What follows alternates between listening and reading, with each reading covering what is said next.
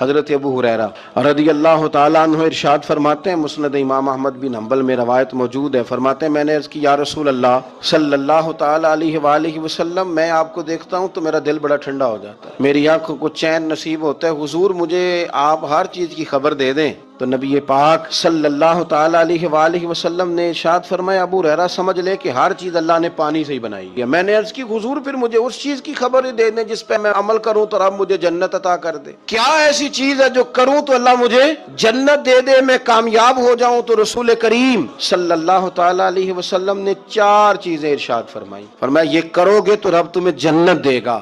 یا رسول اللہ کون سی؟ حضور نے فرمایا سب سے پہلے کھانا کھلایا کرو۔ پھر حضور فرمانے لگے سلام کو عام کرو، ایک دوسرے کے ساتھ السلام علیکم اس کو پھیلاؤ، اور تیسرا حضور نے فرمایا رشتہ داروں کے ساتھ اچھا سلوک کرو، اور چوتھا فرمایا رات کو اٹھ کے نماز پڑھا کرو۔ یہ 4 کام کر لو رب جنت عطا کر